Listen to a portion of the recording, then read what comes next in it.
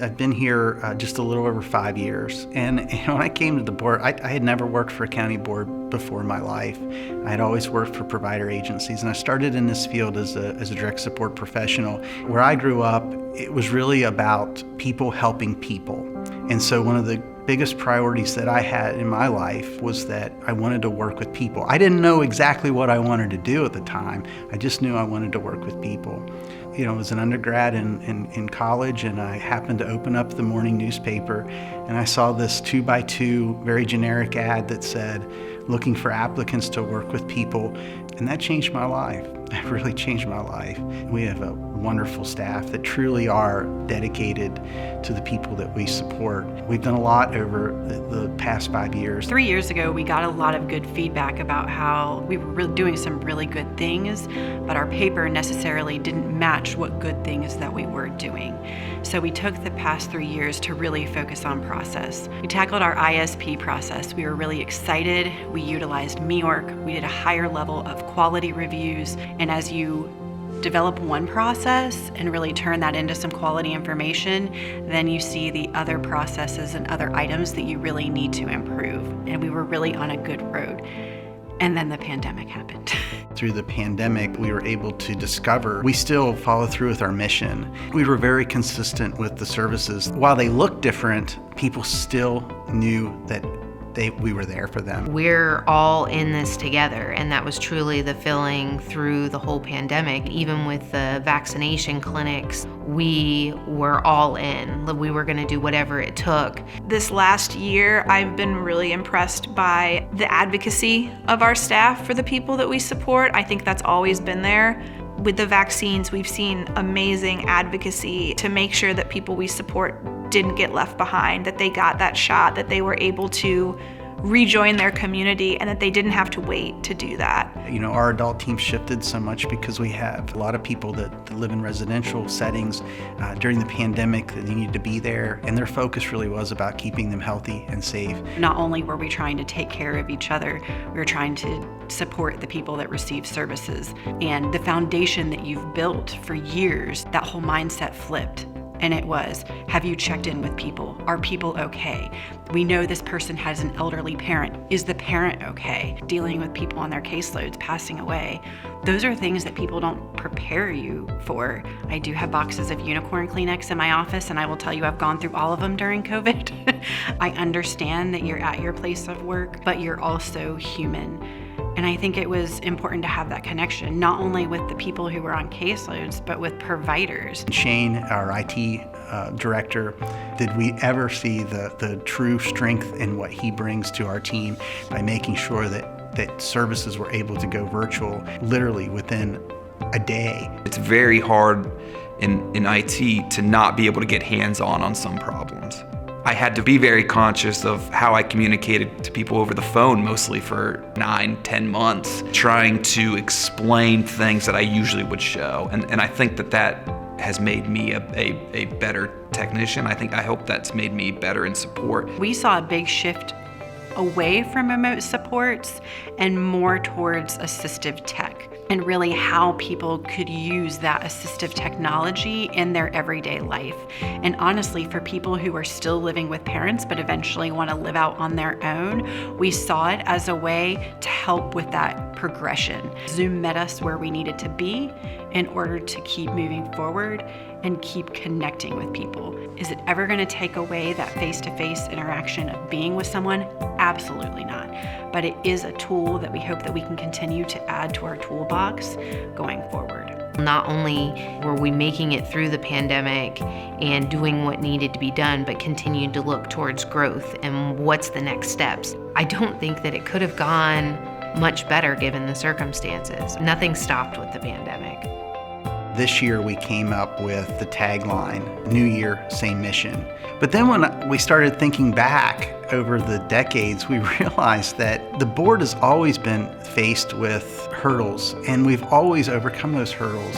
And we've always been very progressive in the nature of how we operate. During the many years that I had the privilege of working for the Licking County Board of DD, support for people to gain employment was paramount. When the provision of actual employment services began to be provided, in our local provider community, we were able to tap into the extensive knowledge and experience that our employment services staff had and deploy them to support our local providers, to support, in particular, school systems. Our relationship with employment providers has only strengthened over the last couple years.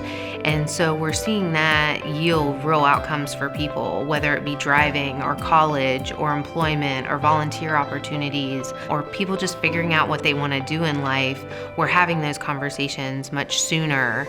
The fact that there are so many more people who are in the workforce and who have been offered jobs in our local community is absolutely the icing on the cake. It was very paternalistic. It was like the staff were the experts and they were the ones who told not only the people we served, but also the parents, family members, what was best for their sons and daughters. There were some parents I remember who said, "Oh, that lady believes in that self-determination stuff. My son would never be able to make decisions about this and that and the other thing." The whole theory behind self-determination is that even if people can't speak, they have something to say. And it was up to us to listen to them and help them plan for their future. And we slowly but surely began to turn the whole system upside down so that the people we served were in charge as opposed to the staff. The amazing thing about working for such a progressive county board is that we are really able to take things to the next level. And a lot of times I think that applies to our communication. We can really focus on accessibility and looking at their barriers to accessing our communication and how do we take those down and how do we make it so that they are getting all this information and using it to be empowered. So one of the biggest things that we've done, I think, to help with that is the new website redesign. One of the things that I told Anna when she first came here is that I really want her to highlight not just the board, but the people we support. And when people get to tell their stories, a lot of times it's so empowering for them. We have space on our website for people to tell their own stories. We have columnists now. We have blogs that we're sharing written by people we support. I get really excited by that because I think anytime we can empower people with disabilities to tell their own story, that's the goal, that's the dream.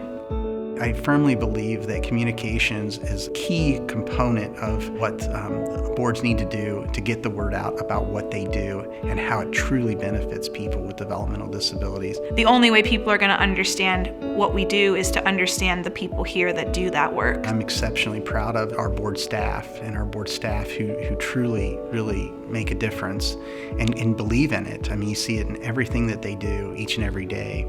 I just think our staff is fantastic, and the driving force, I think, behind all of us is that we want to help people. I think our staff are very mission driven. I think everything that we do goes back to the, helping people with developmental disabilities discover, pursue, and achieve what's important to them. I know myself, I never feel like I'm the odd person out if it's my department that's causing the problem and people are supportive. We give people the time and the space to do the things that they're really good at. A lot of our staff have, different backgrounds, different point of views, but everyone has an unwavering support of the best interest of the people that we serve. Everybody then works together to achieve that and always keep that focus. We don't do anything individually here. The teamwork and the things that we really aspire, and that makes us what we are today. What's really dynamic about our entire team here is that we have to be fluid. You can have a things to do list, but you have to understand that because we work with people, that list is going to change, and so you constantly have to recalibrate. There's always something new to learn, and I love that about this job, even though it scares me sometimes. We're always looking for new opportunities, new ways to do services, and how can we help the people that we support in different ways. I love the fact that at every level, whether it's leadership or down at the component level, we are encouraged to share ideas. I think that we have a very good mix of being able to give people a work-life balance with our flexibility, with our benefits plans, giving people the ability to telework. So I think culturally, I think we walk the walk and talk the talk. This is the first place I've worked where I've actually had the chance to say, okay, but what are my superpowers? Where do I work the best? And how do I find support for the things that maybe I'm not so good at? I think that freedom is huge. I know our DSP Employment Connections program, we would not be where we were today. I mean, honestly, leading the state in that work if we didn't have that permission to try things. If you bring a bunch of providers together and you ask what their number one thing that they really need in their relationship with county boards and provider agencies out doing the work, there's two words that continuously come up. It's simplicity and trust. And so while I believe that we had a very good relationship with our providers, I think we needed to take it a step further. And that's when we added our DSP Employment Connections component to our Provider Relations Department. The DSP workforce crisis is obviously a huge animal, and we have been very innovative in how we have chosen to approach that. We knew that we had to hire this person with this dynamic personality who could really bridge the gap between our provider agencies, the people that work there, and then bring new people in. Being involved in the recruitment and the retention of direct support professionals has really not only helped our providers, strengthened our relationship with them, strengthened our relationship with other community agencies, but during this pandemic, we've been able to not only survive in a lot of cases, but thrive. Any dollar amount that we put in to investing in relationships with our provider during the pandemic, we got back 200%. We had already built that trust. We had already come up with simplified ways to bring DSPs in. We now had to shift gears and come up with ways to help ease the load that provider agencies were experiencing as a result of the pandemic, and we were able to do it. It was seamless, absolutely seamless. The other really significant change was the slow but steady shift to that embracing and that development of our local provider community. The system has so benefited from that. Everyone talks about how their programs are individualized. Licking County Board of DD, we really do it here. People with developmental disabilities are not one size fits all. And not everybody can be an expert at everything. It means we have to have a diversity of providers who have, specialty areas that they get really, really good at. When people come in, they enter our agency and there are doors and windows everywhere they look. We look at everyone truly as individuals. The board's role has definitely shifted to how do we support our providers, and it benefits the whole community. So one of the things that we've really focused on the last 3 years is how to build that family engagement. Probably one of the biggest changes was the focus of what does the family need to support this child in their home. We're proud to say that we're family-centered, we're family-focused, we're family-driven, and we need to look at, well, what does that really mean? Well, it means that we know what it is that families want, and how do we find that out? Well, by asking them. We build that relationship so they can share that information with us. That whole philosophy of letting people serve, be in charge, has done nothing but grow. We see the impact that these families are making on their children and the foundation that they're setting. So we really want to take a look at our next steps of how we can share that information with other families. So one of the things that we strive for is helping families understand what an important part of the team they really are. They're the expert on their child, and we need that information. Knowing what we know about child learning, we developed this set of practices using a parent interaction model called coaching and having a primary service provider. Not only were we going to be in the home, but we were going to look at their normal daily activities. If kids are doing something they're interested in and they like to do, they're going to do it more often, and they're going to have more opportunities to practice. We looked at that first team meeting we have when we talk about kids when they come in. So they're the new referrals, they're part of the agenda as our team's meeting, but we physically developed a save the date card that could be handed to families,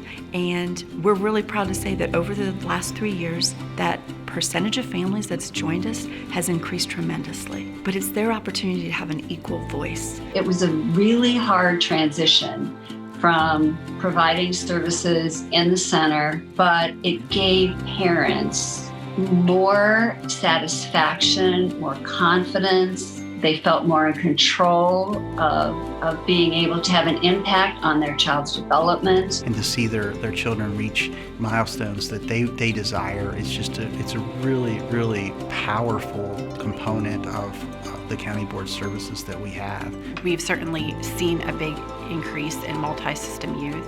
We have a really great Children and Family First Council. We made a commitment to increase the services that are needed in this county for youth. While Licking County DD has always been a great community partner, we've really seen that grow and enhance, particularly serving multi-system youth, allowing that safety net to keep those kids safe and in our community, and with all of the supportive services that have been needed to keep those kids here.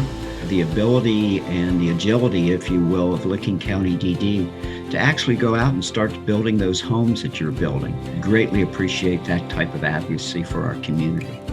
We have a great relationship with our local JFS and our mental health partners. We really just needed to bridge the gap here. And we were very fortunate to obtain a grant from the department to do some in-home respite. We're looking at in-home respite, out-of-home short-term respite, and out-of-home long-term respite. In-home supports work, but sometimes there's a need for out-of-home placement. Obviously, that should be the last resort at any given time, but there are situations. We're hoping that this out-of-home respite gives families that option for those that don't have those natural supports in their life. And then it gives the family time to not only rejuvenate, but to build those supports. We engaged with a builder, and we ended up experiencing a very negative situation where we were not welcomed by the neighbors. There was a lot of press that came out about this negative situation, and when that came out, the board took a stance and put out a press release. And I think it's very important for people that are watching this video to really understand we didn't back down. It just wasn't the right place. So I'm going to just read this really quick. Those working in the developmental disabilities field often use the expression, if you meet one person with a developmental disability, you've met one person with a developmental disability. Every single one of the close to 2,000 people supported by the Licking County Board of Developmental Disabilities has their own unique stories and experiences. They have strengths and weaknesses, good days and bad days, interests and ideas and challenges that they faced. But don't we all? For more than 50 years, the board members, dedicated staff and families served by the Licking County Board of Developmental Disabilities have worked hard to end the misconception that a medical diagnosis or label defines who the person is and what they will accomplish in their lives. After sitting through the recent Township Trustee meeting on June 8th, it was clear to us that we still have a long way to go. 2 years ago, the Licking County Board of DD made a commitment to families that we support. For far too long, children and teens with developmental disabilities in Licking counties have had to travel hours away from their families, friends, and schools to receive out-of-home respite services. We can do better for them, and we will. To begin addressing this problem, we embarked on a plan in 2018 to bring these resources closer. Our plan included the construction of 2 new homes for kids with disabilities in our county to receive supports near their families. Unfortunately, over the past 6 weeks, we have encountered community opposition that is not only unfounded, but hurtful. Words matter. The words used to describe the young people we support who could be utilizing these homes were disturbing, to say the least. Many who work in the field have unfortunate memories of the 1960s and 70s when the Not in My Backyard movement was gaining traction. After decades working with people who have faced stigma and misconception, it saddens us to realize that those things haven't been left in the past. Families of those with disabilities are no different than any of us. They care about their children, about education, about their communities. The assumption that a developmental disability diagnosis is somewhat synonymous with criminal behavior or that a person is troubled is outdated and flat out wrong. We are facing a challenging time in our country where people are engaging in important conversations about basic human rights. As a county board charged with advocating for those who have also experienced marginalization and discrimination, we are obligated to not only listen to those conversations, but to engage in them. Our only choice is to stand up when we see injustice and face it head on. So although we are committed to this project, we are still seeking the right location. The people we support have a basic human right to live in a neighborhood where they will be welcomed, respected, and treated equally. We will use these situations as opportunities that motivate us to continue our mission of education and awareness. From the middle to the largest city to our most remote country road, we will always strive to be advocates and forces for change for a very deserving population. And that was signed by the members of our board of directors. So I'm happy to report that we have commenced construction on a 6-bed intermediate care facility in Etna Township, and it is almost complete. If everything goes well, we also signed a contract on a piece of land for our 4-bed short-term respite home. I've been a resident here for a long time in this county, and so I really mean it when I say that all these folks, whether they're born here, or whether they move here, whether their families come here, they're constituents of mine and the commissioners here in Licking County. And I'm sure that some people have moved here because our services probably are better than where they were. And I think probably one of the bigger things that's really happened in years fairly recent is a much more aggressive approach to small children. And I imagine the long run produces a lot better results, as they grow up and are able to go to school and maybe be more independent and be more active citizens in the community. Our transition support team, gosh, what a dynamic bunch of people as well. They are in every single school district because they were able to determine that there was a disconnect between what middle school educators were telling parents about options for their children with developmental disabilities after high school than what the educators in high school were telling parents. And so there was some confusion. So we decided that it was the best thing to start at age 13. And we've seen a really positive impact in that. I remember when I first started there, the director at the time talked about someday we're going to shut this place down. These kids should be back in their school districts. And I remember thinking, wow, well, really, it's the spirit of the law. You go into the least restrictive environment. It was hard, I think, for a lot of staff, but it was really, I think, the right thing to do. As a matter of fact, I believe there was one year, a couple years ago, where out of the entire graduating class of all 10 school districts, only 2 people chose the route of traditional ADS programming, and the rest of them all looked at vocational and employment opportunities. And we know that we want to support whatever people need and whatever they want to do in their lives. We are obviously giving people and parents and individuals the information they need to make really good decisions for their life after high school. Our administrative staff, we truly need them to make sure that we have the support that we need. From an HR standpoint, we were able to reduce our turnover rate from our staff down to below 5%, so I think that's something to be proud of. Over the course of the last 3 years, we've hired 27 new staff members, so I'm really proud of the talent we've been able to bring in. In addition, we've done a lot with our policies and procedures. I'm very proud of the fact that we were able to install a paid parental leave policy. We had an upcoming term levy that was going to expire, and I said, why don't we put that levy on the ballot early? It was kind of an unusual time for us to do that, but we did it, and it helped me understand the financial aspect and the dependency that boards have on our local levy dollars. It helped me understand how caring the people that live in this county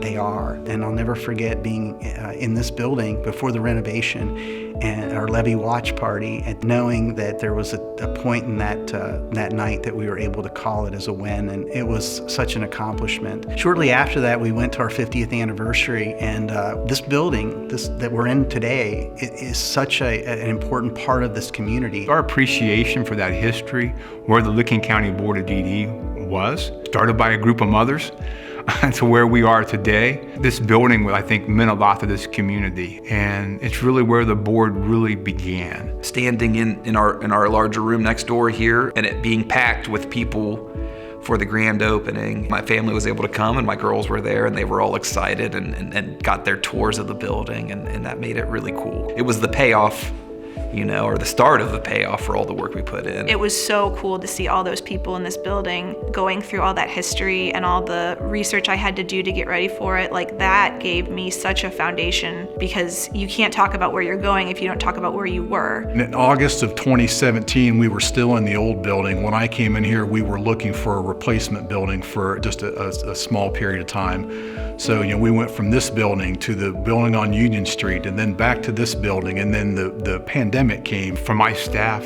in particular, their ability to adapt and making sure that the day-to-day things were still going on, the support they just provided, not just to me, but really all the staff and the people that we support. With the consolidation of the last two buildings, the E.S. Wyatt building and the Service Coordination building, that kind of gave us that final opportunity to bring the support for service coordination onto our team. It was about a day and a half to get all the equipment moved and set back up once we were in here, and I think it was a Thursday, Friday move, and we were up and testing Friday afternoon. I was even a little bit surprised by how smoothly it went. Who would have thought that we would be here 9 months and we'd be vacating the building again due to COVID? But they adapted to it, and they handled it very well. We're very happy that today we are in this building, the Eleanor Wyatt Center. And yes, it looks different, but still it does serve the board, and it serves the people that we support. We were able to basically save this building, and we'll be here for another 50 years or more, we hope. In the little under 4 years I've been here, there's been a lot of significant changes, and I think that we've been able to just continue to provide the outstanding service to the residents of Lincoln County that's expected of us. We've been able to strengthen relationships with agencies in the community, with our providers, employment, day service, HPC, and those relationships have then translated themselves into outcomes for people supported. The switch to evidence-based early intervention, which at the time was a difficult transition, that was a big pivotal moment for us. Getting to be in the previous governor's office when he signed technology first. That was a moment for me, not only for me as a professional of the Lincoln County Board, but for my family. And I got to work with Diane as part of the Play project, making sure that videos were recorded properly and then burning them onto discs for the families. Seeing that interaction and bringing a family together in something so simple as playing with your child, it hit me very hard. The Chamber's Employee of the Year Award was definitely the highlight. Not only are there so many amazing people at the county board, and I feel very honored to be one of them, but there's so many amazing people in this community. To be selected for that award was just really kind of mind-blowing for me. I love working for the agency, and I love the things that we do to help families and people in our community. And I just love the fact that I can proudly say that over the years, when individuals come in and there's a problem, whether it's that individual or the family, we look to see what we can do. Very proud of that. There's not a ton of fields that you could work in IT and get the kind of feeling that I described earlier from watching the Play Project video. That's not something I ever thought that I would have felt in my job. I salute the agency. I think it's adapted, changed the way we use the facilities, and I think it's progressive. I think the agency certainly, because of its track record, deserves reaccreditation. I'm very proud of Lincoln County. I invested 13 wonderful years there, and I'm very proud of what you all are doing, especially in the area of early childhood education. That you're a real star. We as a board need to be solution driven. That's a number one priority that we have to be. And so we always ask ourselves two questions. One, how does this really fit with our mission? And two, could this potentially have a positive impact on 87 other county boards? So we don't look at it as self-serving. It's something that we think could potentially be replicated across the state of Ohio. We are part of a system, and we all have to work in tandem together. It's a new year, and it's the same mission, and we'll continue to think outside the box, always look for new solutions, and just truly be there for families. That's what we're here for. More than 2,000 Licking County residents with disabilities and their families depend on the services and supports provided by the Licking County Board of Developmental Disabilities. So we've had to come together and innovate like never before. We couldn't have done it without our direct support professionals and our caring community. Thank you, Licking County. Thank you, Licking County. Thank you, Licking County. Thank you, Licking County. Thank you, Licking County.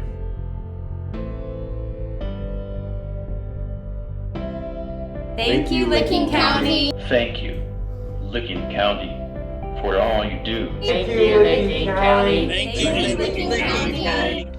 New year, same mission. Thank you, Licking County.